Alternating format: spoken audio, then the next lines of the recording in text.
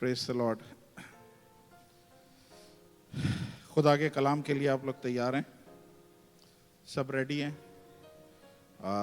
आज थोड़ा सा लेट हो गया है, मुझे भी लग रहा है कि मैं टाइम पे नहीं ख़त्म कर पाऊंगा। रिकॉर्डिंग स्टार्ट कर दें।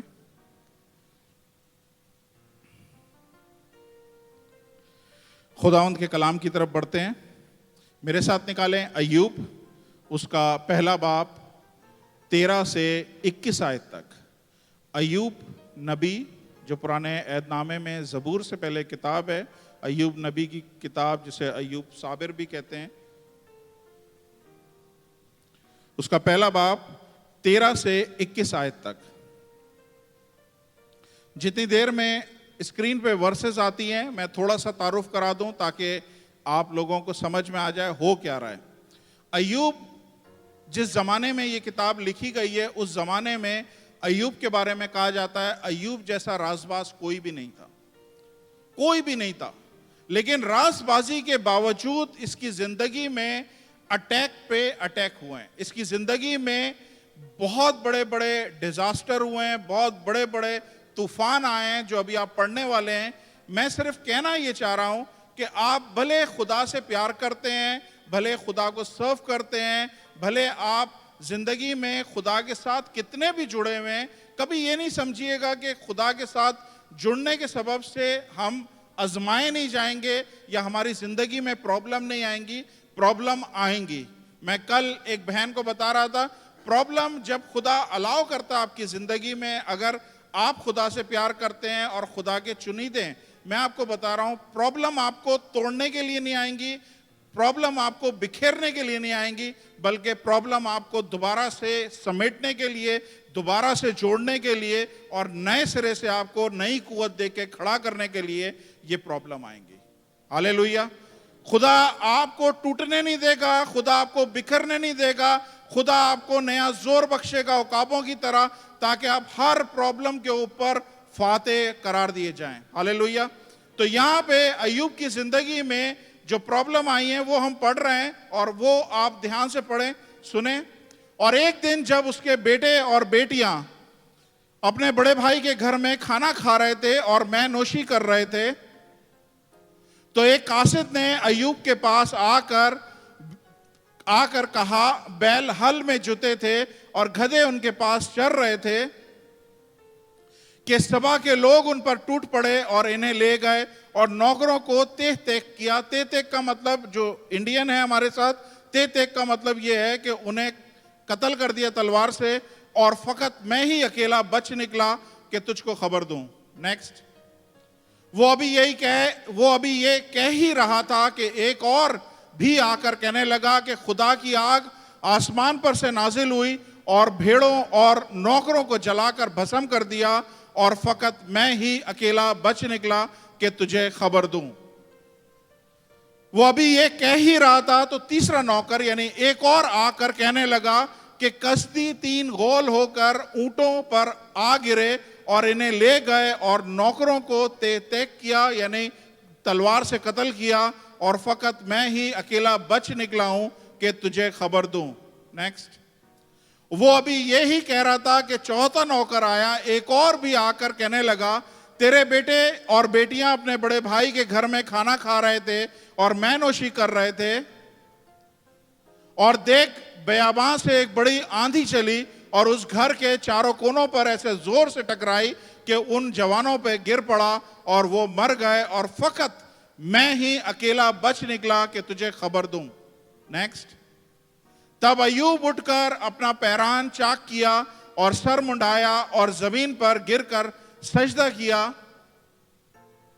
और कहा, नंगा मैं अपनी मां के पेट से निकला और नंगा ही वापस जाऊंगा।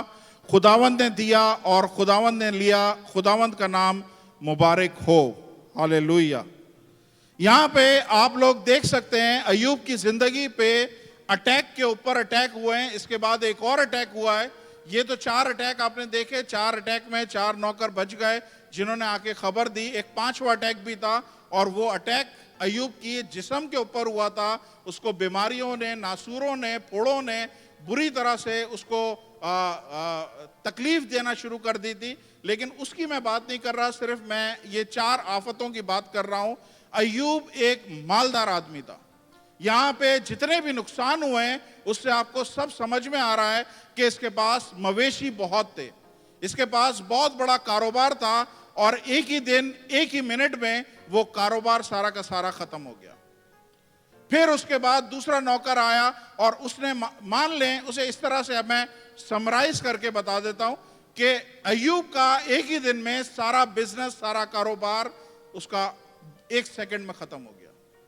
फिर अभी वो ये सुन ही रहा था कि एक और नौकर आया और उसको भी आप समझ लें कि जितना उसके पास धन दौलत था वो सारा, क्योंकि कारोबार खत्म, इसका मतलब है वो बैंकक्रप्ट हो गया, वो बिल्कुल पूरी तरह से दिवालिया हो गया। उसने एक और खबर दी कि ये तेरे साथ और नुकसान हुआ है, और वो इस नुकसान को सुन ही रहा था कि उसने बताया कि बहुत लोगों ने अटैक किया हम पे और सबको मार दिया, फकत मैं ही अकेला बचा हूं जो तुझे आके खबर दूं। वो अभी यही सुन रहा था कि एक और नौकर आया और उसने बोला कि तेरे 10 बच्चे जो थे वो तेरे बड़े भाई के घर में खाना खा रहे थे, मैनोशी कर रहे थे, तब एक बड़ी सी आंधी आई और सबको उसने हलाक कर दिया, सिर्फ फकत मैं ही बचा हूं। तो आज मैं इसको 3 हिस्सों में कन्वर्ट कर रहा हूं, और 3 हिस्से क्या हैं? अय्यूब की जिंदगी में उसका कारोबार गया, उसकी धन दौलत गई और उसकी औलादें गई, उसके रिलेशनशिप सारा तबाह हो गया।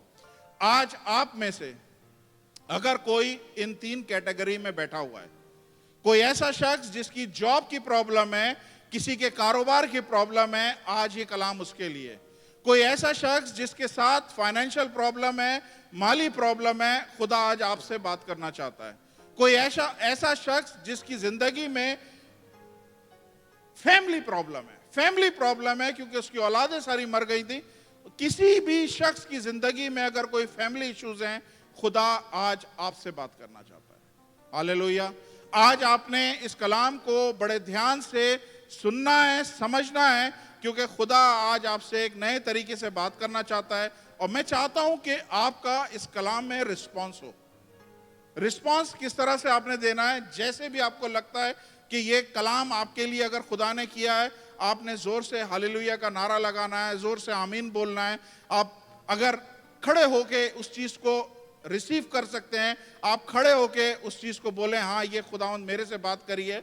मैं मकसद, बाज़ दफा ऐसा होता है कि मैं जब खुद मैसेज सुन रहा होता हूं दूसरे खादमों के, तो मैं अपनी सीट पे बैठ नहीं सकता। मैं एक्साइटेड इतना हो जाता हूं कि मैं खड़ा हो जाता हूं, घंटे घंटे में खड़ा रहता हूं, क्योंकि मुझे अच्छा लगता है कि मैं खड़े होके वो सुनूं। तो आपके लिए आज आजादी है। मैं चाहता हूं ये चर्च डेड चर्च ना हो, बल्कि अलाइव चर्च हो, जिंदा चर्च हो। यहाँ पे लोग जिंदगी से भरपूर नजर आए, उनके रिस्पॉन्सेस नजर आए। अगर मैं कलाम खुदा का पेश कर रहा हूं तो आपकी तरफ से रिस्पॉन्स को मैं रिसीव करना चाहता हूं। हालेलुया।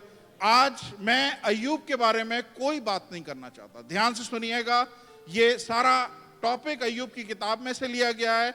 अय्यूब की सफरिंग का हाल है, लेकिन मैं अय्यूब के बारे में कोई बात नहीं करना चाह रहा। मैं इन नौकरों के बारे में बात करना चाह रहा हूं जिन्होंने आके अय्यूब को खबर दी है। जब वो नौकर जो उसके कारोबार के ऊपर इंचार्ज था, उसने आके अय्यूब को बोला, मैं तेरे कारोबार के ऊपर इंचार्ज था, अचानक दुश्मन ने अटैक किया और दुश्मन ने सबको मार दिया, लेकिन मैं वाहिद बच गया हूं। और मैं क्यों बच गया हूं? क्योंकि मेरे पास ये किस्सा है, मेरे पास ये स्टोरी है तुझे बताने के लिए कि पीछे क्या हुआ है। समझ आई? मैं बच गया हूं क्योंकि मेरे पास ये स्टोरी है, मेरे पास ये सारा किस्सा है कि मैं तुझे आके खबर दूं कि पीछे क्या हुआ है। सब मर गए, सिर्फ मैं बचा हूं। दूसरा खादिम आया, दूसरा सर्वेंट आया, उसने भी यही बोला कि मैं तेरे कारोबार, मैं तेरे रुपए पैसे का इंचार्ज था, अचानक दुश्मनों ने हमला किया और सब कुछ खत्म कर दिया, लेकिन खाली मैं बचा हूं। इसलिए बचा हूं कि मेरे पास एक स्टोरी है, मेरे पास एक किस्सा है तुझे बताने के लिए। ये सब पीछे तेरे हो चुका है। तीसरा नौकर आया और तीसरे नौकर ने भी यही बोला कि मैं तेरे बच्चों के देखभाल कर रहा था, बच्चों की रखवाली कर रहा था, अचानक इस तरह की आंधी आई, इस तरह का हुआ, जितने लोग वहां पे थे वो सब के सब मर गए, वाहिद मैं बचाऊं। इसलिए मैं बचाऊं क्योंकि मुझे ये कहानी तेरे को बतानी थी, मुझे ये किस्सा तेरे को बताना था कि तेरे बच्चों के साथ हुआ, जो तेरे बच्चों के साथ हुआ, मैं इसलिए बचाऊं। हालेलुया। ध्यान से सुनिए, मैं आज आप सबके लिए इस प्लेटफॉर्म से नबूवत कर रहा हूं। और नबूवत क्या कर रहा हूं कि आप में से हर शख्स इस नौकर की तरह है। जितने नौकर, यहां पे 4 नौकर आए, मैं आपको बता रहा हूं, आप सबके ऊपर ये नौकर की जो अनॉइंटिंग है, ये खुदा आज रात आपके ऊपर रिलीज कर रहा है। इस तरह से रिलीज कर रहा है कि आप दुनिया को बोल सकें, दुनिया को आप बोल सकें कि इस पेंडेमिक सीजन में सारे कारोबार खत्म हो गए थे, बहुत सारे बिजनेसेस बंद हो गए, लेकिन मैं अकेला खड़ा रहा। इसलिए खड़ा रहा कि मेरे पास एक किस्सा है, मेरे पास एक कहानी है जो मैं बता सकूं कि किस तरह मैं बचा। इस पेंडेमिक सीजन में बहुत सारों की जॉब चली गई, बहुत सारे लोग इंडिया पाकिस्तान चले गए, लेकिन मैं तेरे को इसलिए यहां पे खड़ा हूं आज इस दुबई में, इसलिए मैं खड़ा हूं कि मेरे पास एक स्टोरी है, मेरे पास एक कहानी है कि किस तरह मैं अब तक बचा हुआ हूं। इस पेंडेमिक में बहुत सारी बीमारियों ने लोगों पर अटैक किया, बहुत सारे लोग मर गए, लेकिन मैं आज इसलिए इस वक्त खड़ा हुआ हूं कि मेरी जिंदगी में एक कहानी है, मेरी जिंदगी में एक स्टोरी है जो मैं तेरे को बता सकूं। हालेलुया। कितने लोग ईमान रखते हैं? आज आप में से जितने हमारे कैंप के लोग हैं, जितने हमारे फैमिलीज वाले लोग हैं, आप सबके लिए मैं एक चीज डिक्लेयर करता हूं कि आपके पास एक कहानी है, और आपके पास जो कहानी है वो लोगों को बताने के लिए। आप इसलिए यहां पे रुके हुए हो कि एक पीछे पूरा सेटअप है, एक पीछे कहानी है जिसको खुदा आपके मुंह से सुनना चाहता है, एक टेस्टिमनी है जिसको खुदा सुनना चाहता है कि आप क्यों बच गए। आपके सारे दोस्त, आप बोल सकते हैं कि मेरे सारे दोस्त शराब पीते हैं, स्मोकिंग करते हैं, लेकिन मेरे पास एक कहानी है, मेरे पास एक स्टोरी है कि ये सब करते हैं लेकिन मैं नहीं करता, मैं अकेला बच गया हूं। आप में से जवान लड़कियां, लड़के जितने हैं, वो बोल सकते हैं, बोल्डली बोल सकते हैं, दलेरी के साथ कि यहां पे मेरे साथ जितने लोग हैं, किसी के बॉयफ्रेंड है, किसी की गर्लफ्रेंड है, लेकिन मैं अभी भी बचा हुआ हूं इसलिए कि मेरे पास स्टोरी है। मैं अभी भी बचा हुआ हूं इसलिए कि मैंने अपने आप को शादी के लिए बचा के रखा है, मैंने अपने आप को अपने जीवन साथी के लिए बचा के रखा है। हालेलुया। मैं ये अनॉइंटिंग आज आप सबकी जिंदगी में रिलीज कर रहा हूं। खुदा आपकी जिंदगी में आपको अभी रुका हुआ है, आपको रखा हुआ है इसलिए कि खुदा ने आपके जरिए वो गवाही सुननी है, आपके जरिए वो स्टोरी लोगों को सुनानी है आपने कि आप किस तरह से रुक गए। जब सब लोग तबाह हो रहे हैं, सबकी नौकरियां जा रही हैं, सब लोग बीमार हो रहे हैं, आप कैसे बच गए? उसकी वजह यह है कि इसके पीछे एक स्टोरी है, और वो स्टोरी सुनने के लिए खुदा ने आपको यहां पे रखा हुआ है। हालेलुया। जोरदार तालियां खुदा के लिए। खुदा आपको अकेला नहीं छोड़ेगा, वो हमारा ऊंचा ब्रिज है, वो हमारा मुहक्कम किला है, वो हमारे छुपने की जगह है, वो हमारी कुव्वत है, हमारा कुव्वत का सरचश्मा है, वो हमारा बाप है। कोई रिलीजन दुनिया में ऐसा नहीं है जिसमें आप खुदा को बाप कह के पुकारें, किसी में हिम्मत नहीं है कि इस खुदा को कोई बाप बोल सके। लेकिन ये लिबर्टी, ये दलेरी हमें सिर्फ यीशु मसीह की वजह से मिली है कि हम खुदा को अब्बा कह के पुकारते। ये खुदा आपसे प्यार करता है, आप भले करते नहीं करते, लेकिन ये खुदा आपसे प्यार करता है, और इस प्यार के सबब में उसने अपने बेटे को कत्ल किया है, उसका खून बहाया है ताकि मैं और आप निजात पाएं। कोई शैतान की मजाल नहीं है कि वो आपको छू सके। बागे अदन में अगर आपको सबको याद हो क्या हुआ है, शैतान सांप के रूप में आया, और सांप के रूप में आके उसने सबको वर्गलाया, सबको फंसाया, और जब खुदा ने पनिशमेंट करना शुरू करी तो सांप के लिए क्या पनिशमेंट थी? क्या पनिशमेंट थी? सांप के लिए थी कि तू अब से हमेशा तक अपने पेट के बल रेंगेगा। इसका मतलब यह है कि सांप के उस टाइम पे पैर होते होंगे। उसकी पनिशमेंट यह हुई है कि वो पेट के बल सारी जिंदगी रगड़ता रहेगा। क्या आप इमेजिन कर सकते हैं कि वो आदम हव्वा के पास आया है अपने पैरों पे, लेकिन गया रगड़ते हुए? अब कोई एक्टिंग करके उसको दिखा सके तो मैं आपको बताऊं, आपकी जिंदगी में शैतान आएगा अपने पैरों पे, लेकिन जाएगा ओह ओह ओह, रगड़ते हुए जाएगा शैतान। ये खुदा का वादा है, ये खुदा आपसे प्यार करता है। वो शैतान को अलाउ नहीं करेगा कि आपकी जिंदगी में आपको इस तरह से छू सके। हालेलुया। जितनी परमिशन शैतान के पास थी उससे ज्यादा एक लफ्ज, एक इंच भी शैतान अय्यूब को छू नहीं सका। हालेलुया। ये खुदा का वादा है। बाइबल बताती है शैतान के 3 तस्वीरें खुदा बाइबल में दिखाता है। कभी आप लोगों ने इस चीज पे नोटिस नहीं किया है, लेकिन मैं आपको बता रहा हूं। पहली तस्वीर शैतान की कहां नजर आती है? पहली तस्वीर बाग अदन में नजर आती है, जब शैतान सांप के रूप में आया, जब शैतान स्नेक के रूप में आया। फिर नए अहदनामे में जब आए तो एक और तस्वीर नजर आती है, जो पतरस अपने खत में बोलता है कि शैतान गरजते हुए बब्बर शेर की तरह है। इसका मतलब यह है, पहले सांप था, अभी वो इस दौर में बब्बर शेर हो गया। मैं बताता हूं, समझाता हूं। फिर जब आप मुकाशवा में जाएंगे तो मुकाशवा में इसका एक दर्जा और बढ़ गया है, और खुदा उसमें क्या लिखता है? शैतान ड्रैगन की तरह है। उर्दू के ट्रांसलेशन में लिखा है वो अजदहे की तरह है, लेकिन इंग्लिश की ट्रांसलेशन में लिखा है वो ड्रैगन की तरह है। Can you put the pictures?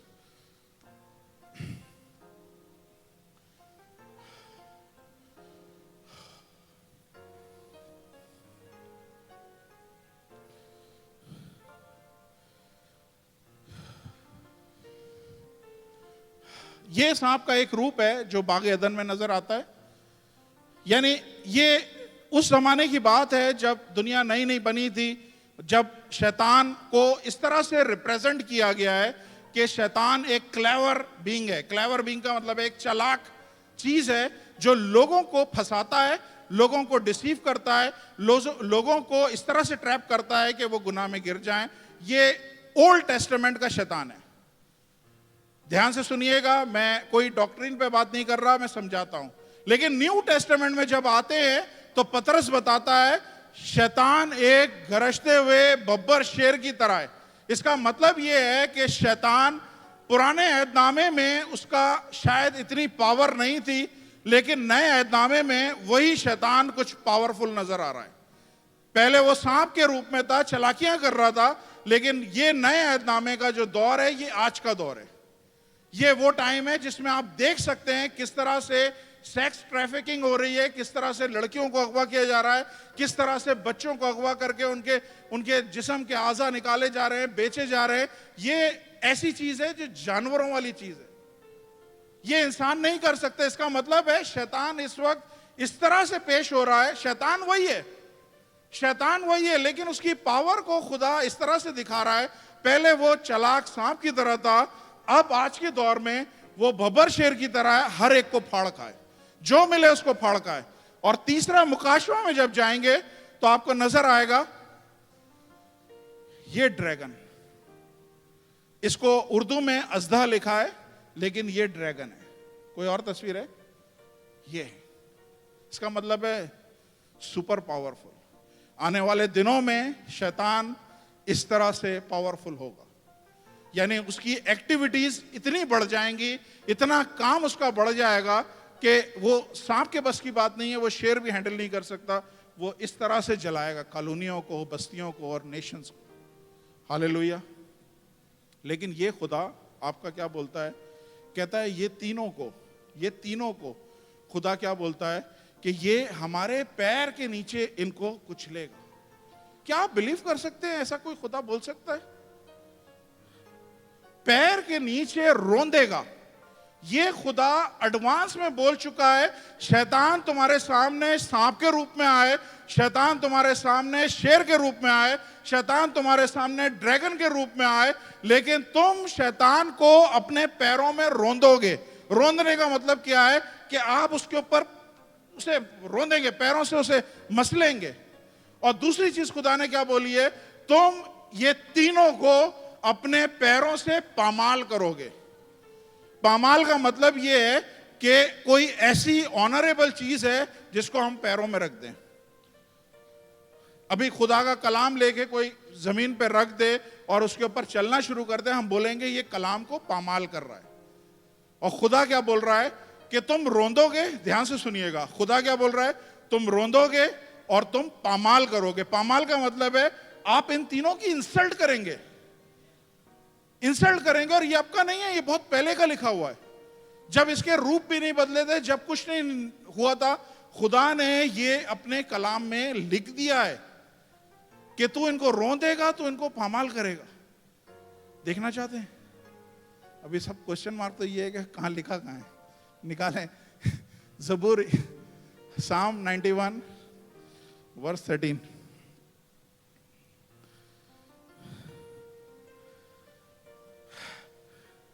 Psalm 91 verse 13।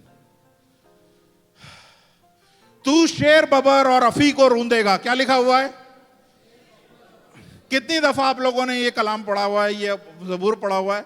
लिखा है तू शेर बबर और अफी को रूंदेगा, तू जवान शेर और अजदहा को पामाल करेगा। हालेलुया। चाहे वो अजदा है, चाहे वो ड्रैगन है। इंग्लिश में देख लें, you shall tread upon the lion and adder. Adder कहते हैं सांप को। The young lion and the dragon shall you trample under feet. Hallelujah. मैं कहता हूं जोरदार तालियां खुदा के इस वादे के लिए कि खुदा आपकी जिंदगी में ये काम कर रहा है। खुदा ने ये वादा बरसों पहले न्यू टेस्टामेंट आने से पहले दाऊद के जरिए बोल दिया था कि ये मेरे लोग करेंगे, ये मेरे लोग करेंगे। क्यों करेंगे? क्योंकि खुदा ने एक कहानी रखी हुई है। जब आप शैतान से हार जाएंगे, अगर शैतान के आगे बिखर जाएंगे, शैतान के आगे मर जाएंगे, कोई स्टोरी नहीं बचेगी, कोई स्टोरी नहीं बचेगी कि आप दुनिया को सुना सके कि मैं क्यों बचा, मैं कैसे बचूंगा। लेकिन खुदा ने ये चीज इसलिए रखी है कि आप सबकी जिंदगी में एक कहानी, एक किस्सा पैदा हो, एक स्टोरी पैदा हो, और दुनिया को आप बता सके कि इस तरह शैतान मेरे घर में इस तरह से दाखिल हुआ, मेरे औलाद के साथ ये किया, मेरे हस्बैंड के साथ, मेरी वाइफ के साथ ये किया, मेरे कारोबार के साथ ये किया, मेरे जॉब के साथ ये किया, लेकिन मैं अभी भी खड़ा हुआ हूं। इसलिए खड़ा हूं कि मैंने इस चीज को लोगों के सामने बयान करना है कि किस तरह सब मर गए लेकिन मैं बच गया। हालेलुया। मैं ये अनॉइंटिंग आपके ऊपर रिलीज कर रहा हूं आज रात। आप लोग गिरने वाले नहीं हैं, आप लोग टूटने वाले नहीं हैं, आप लोग वो नहीं हैं जो मर जाएंगे, बल्कि आप लोग खड़े होंगे और खड़े होके खुदा के नाम को जलाल देंगे। यहाँ पे इस पुलपिट पे आके आप लोग बोलेंगे, मैं अगर आज यहाँ पे रुका हुआ हूं, मैं अगर अभी तक जिंदा हूं, मेरे जैसे हालात किसी और के होते कब का खुदकुशी कर लिया होता, लेकिन मैं अगर आज जिंदा हूं, उसकी वजह यह है कि एक कहानी है जो मुझे आप लोगों को बतानी है, एक स्टोरी है जो मुझे आप लोगों को बतानी है कि खुदा ने कैसे बड़े बड़े मेरी जिंदगी में काम किए। हालेलुया। मैं तेज तो नहीं जा रहा हूं?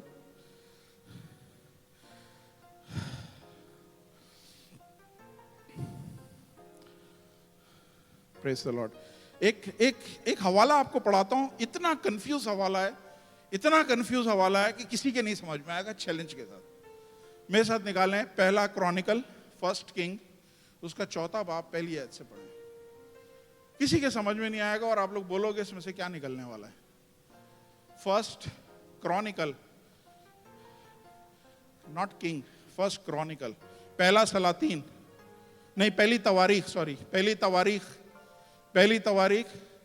फर्स्ट क्रॉनिकल चैप्टर 4 पहली आयत से देखें, सुने, अब ध्यान से देखें और मुझे बताइए किसी के अगर कुछ समझ में आई है बात। लिखा हुआ है, बनी यहूदा ये हैं, फारिस, हसरून और किरमी और हूर, सोबल। नेक्स्ट। और रियाया बिन सोबल से यहीत पैदा हुआ और यहीत से अखूमी और लाहित पैदा हुआ। ये सरीतों के खानदान हैं और ये ईताम के बाप से हैं, यजरील और अस्मा और अदबास, और इनकी बहन का नाम हेजल अल्फूनी था। Hazel, your name is there. और फनियोल जद्दूर का बाप और अजर हुस्सा का बाप था। ये अफराता के पहलोटे हूर के बेटे थे जो बैतलम का बाप था। बस यहां रुक जाए। कितनों को समझ में आई है?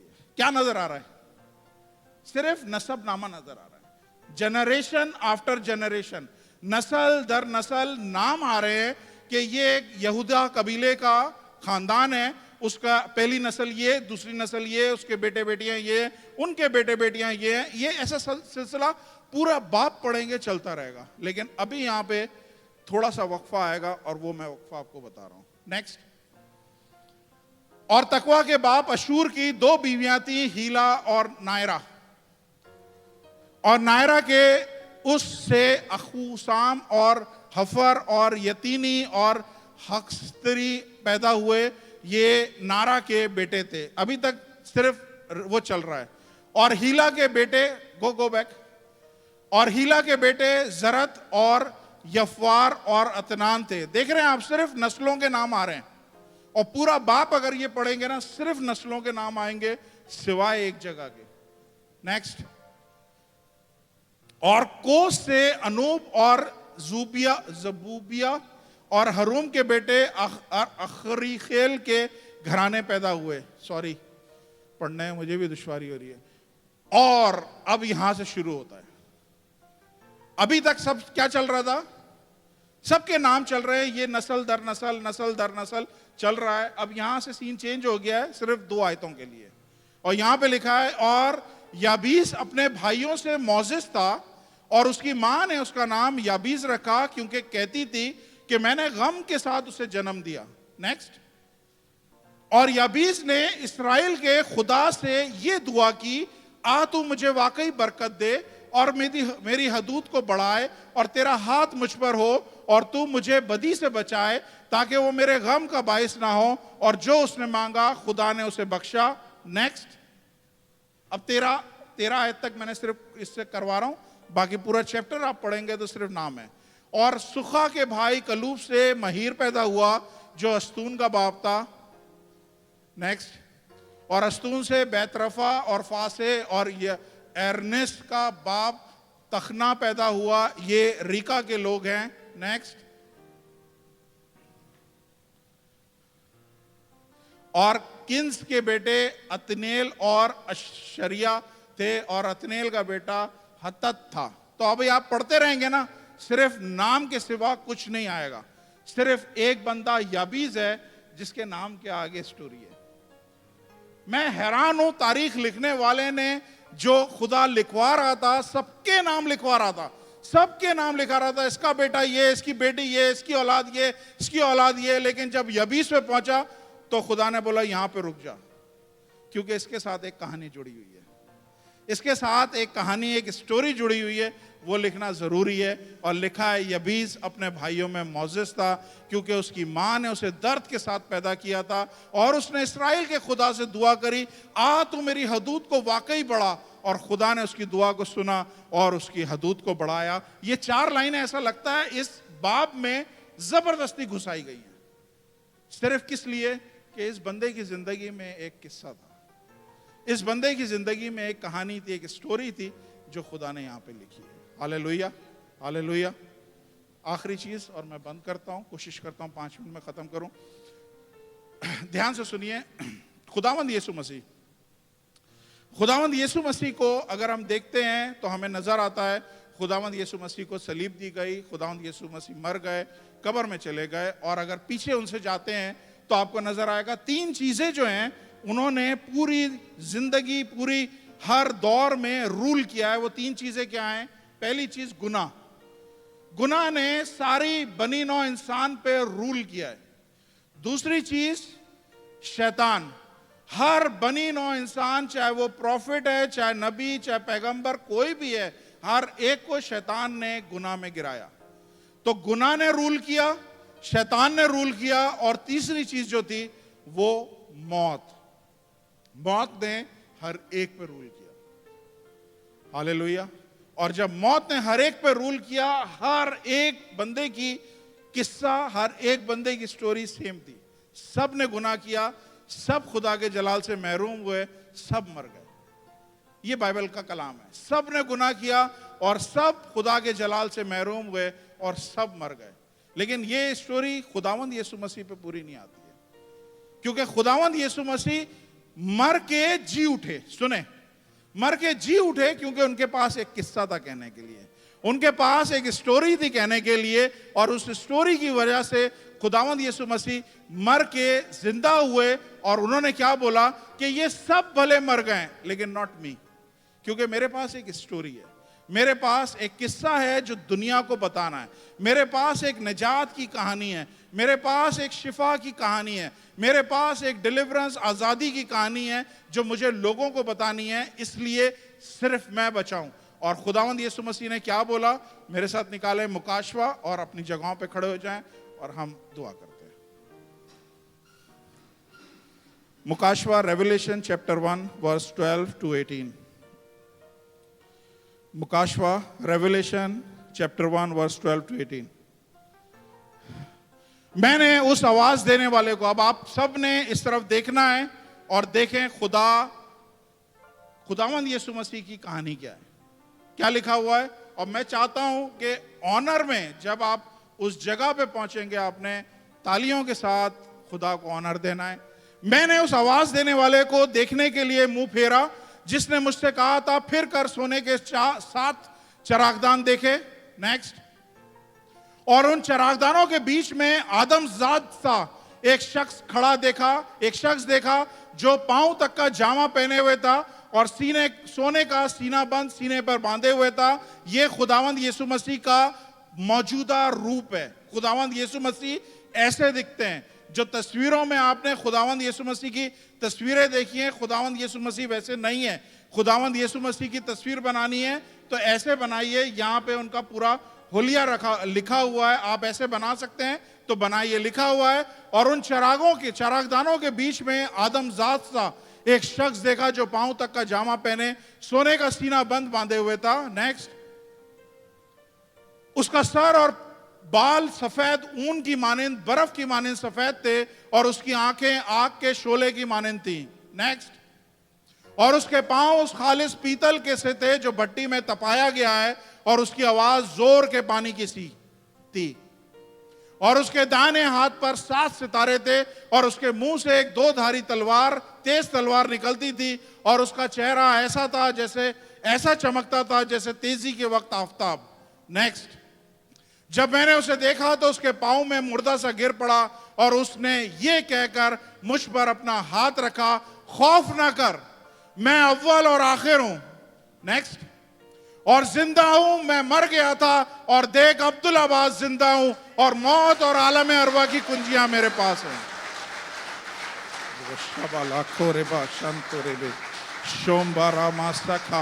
लमा रोस सेखे रेबा शकी लो बाराबा शेखे रे मा संतोराबा शका खो बालाबरा शेखे। हालेलुया। खुदावन तेरा शुक्र करते हैं। एक और मुकाशवा में से पहले बाब first chapter same chapter verse 5 to 8 पढ़ लें and then I am done. मुकाशवा सेम 5। और यीशु मसीह की तरफ से जो सच्चा गवाह और मुर्दों में से जी उठने वालों में पहलोटा और दुनिया के बादशाहों पर हाकिम है, तुम्हें फजल और इत्मीनान हासिल होता रहे, जो हमसे मोहब्बत रखता है और जिसने अपने खून के वसीले से हमको गुनाहों से खलासी बख्शी। नेक्स्ट। और हमको एक बादशाही भी और अपने खुदा और बाप के लिए काहिन भी बना दिया। ये खुदावंद यीशु मसीह है। आने वाले दिनों में, फ्यूचर में आपको पता चलेगा खुदा ने आपको बादशाही दी है, आप रियल में बादशाह होंगे। आपको खुदा ने कहानत दी है, आप रियल में काहिन हैं। समझ आ रही है? तभी उसको बोलते हैं बादशाहों का बादशाह। इसलिए बादशाहों का बादशाह कि बादशाह खुदा मुझे आपको बनाएगा आने वाले दिनों में। जो औरतें हैं उनको भी बादशाह बनाएगा, उनको क्वीन नहीं बनाएगा, बादशाह बनाएगा। हालेलुया। और हमको एक बादशाही भी और अपने खुदा और बाप के काहिन भी बना दिया। उसका जलाल और सल्तनत अब्दुल्लाबाद रहे, आमीन। नेक्स्ट।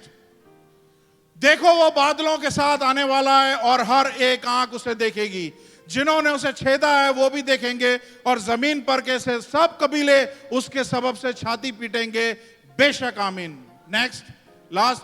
खुदावन खुदा जो है, जो था और जो आने वाला है, यानी कादर मुतल्लिक फरमाता है कि मैं अल्फा और ओमेगा हूं।